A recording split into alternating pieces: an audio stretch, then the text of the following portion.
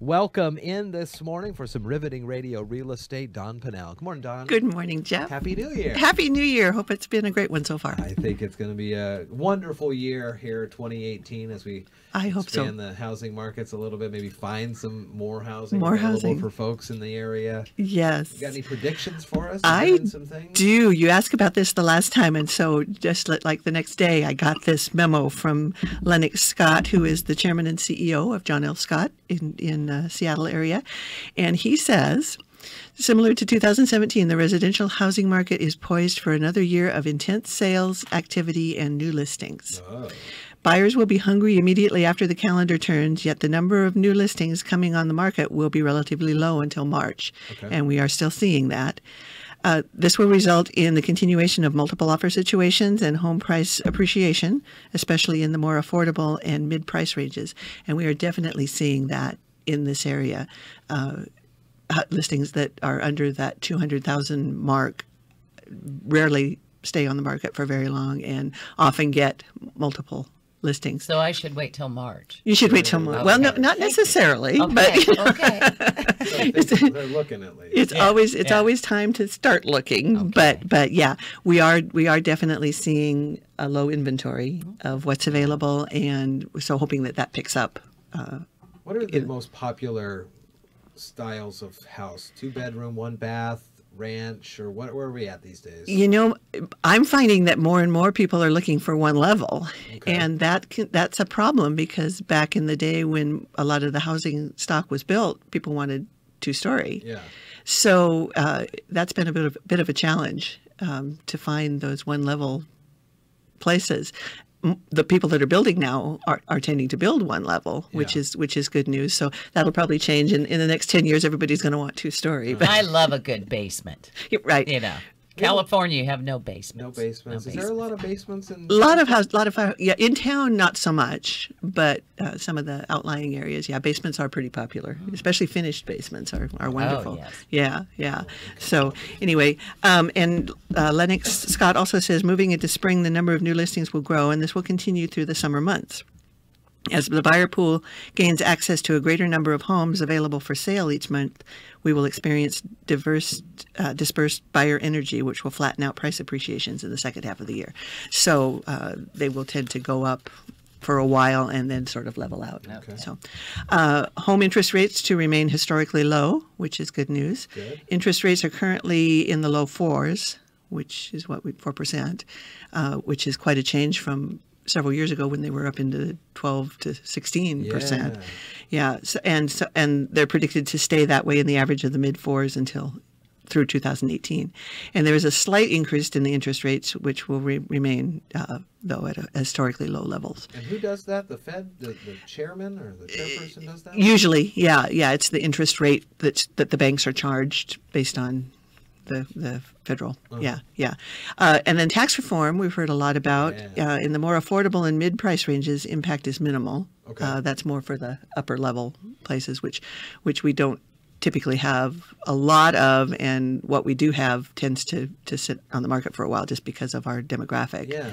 So we're not impacted by that much because it's mainly directed toward the luxury market, which, as I said, we don't have too many of. We have a few, but not too many. So buyers and sellers, what they can expect. Buyers, the housing market will continue to be challenging for buyers looking for homes in high demand areas and price ranges that under 200,000.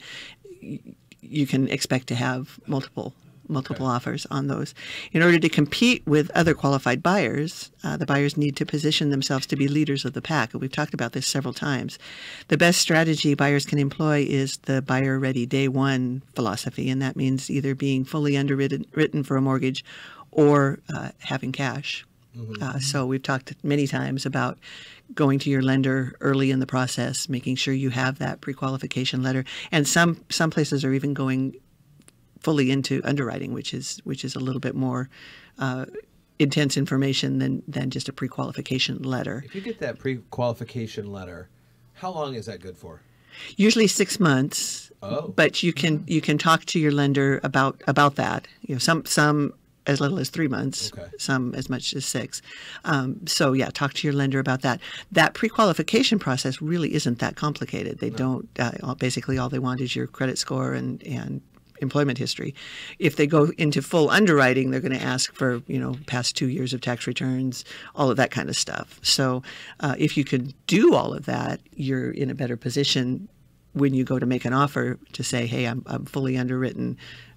This loan is pretty much going to be guaranteed, and we're going to be able to move forward, because sellers are looking for that because they have a lot of people to choose from, and so they're going to choose the one that gives them the most return, either monetarily or in ease of transaction. Well, that makes sense. Yeah. So what helps folks with like the down payment and things like that? Does that do anything to the buyer saying, I've got my 20% down, or is that more just with your lender in to kind of jockey yourself at the head of the pack? You say, well, I've got a pretty hefty down payment, I'm ready to go. Right. No, that's a huge thing for the buyer to tell the seller, because from the seller's point of view, if you have one buyer who has 20% down, fully underwritten on their loan, ready to close in 30 to 45 days, and you have another buyer who's putting 0 down, wants you to pay their closing costs, and needs 2 months to close,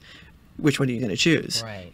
And sometimes it's even a lesser dollar amount. Sellers will take a lesser dollar amount up front if they have a very qualified buyer who they know is going to complete the transaction. I know you have topics that we're going to get to, and I have another question though. My wife came with me last night about a conversation she was having at her office, and there was in the middle of a house negotiation, and they really kept going back and forth, and the buyers said, okay, here's our final offer, right, and the sellers came back with one more final offer, but it wasn't even an offer. It was, hey, you should do an FHA loan versus a conventional loan. And that's the first time I've ever heard a seller kind of go, hey, you buyer, here's how I want you to finance your own place. That is unusual. And it's usually the other way around. Sellers don't necessarily like FHA loans as opposed to conventional, because there are extra costs for the seller. And the buyers, they walked. So, they got to start all over. But I'd never heard that. No, I had never heard that either. That's unusual. Yeah, they always say, until everybody's signed on the dotted line, you don't have a deal. Yeah. A lot can happen. And even a lot can happen after you've signed. I mean, you can find things in inspection, and the buyer decides to walk away.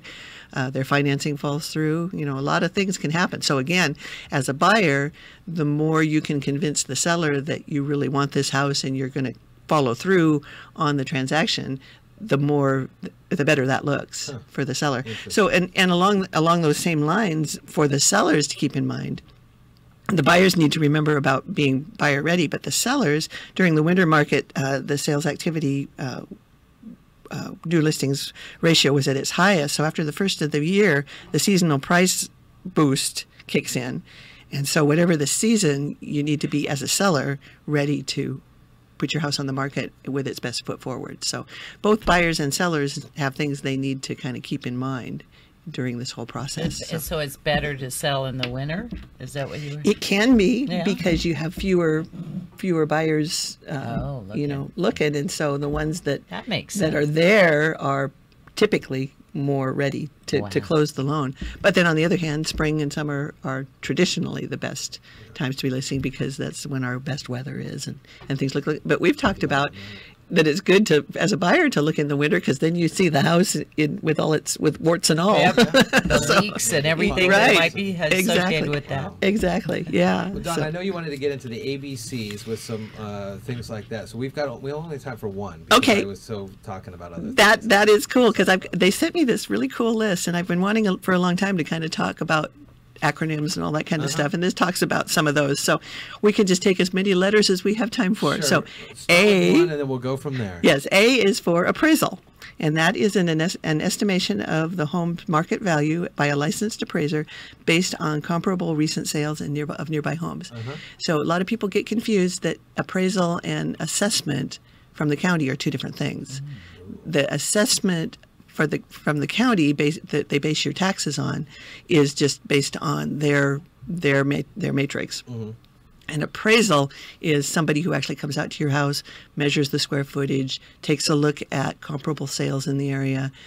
Typically, they only are interested in sales and not active listings because they want to know. This is to tell the bank that they're making a safe investment in giving you a loan on this house, that it's worth at least what they're paying for it.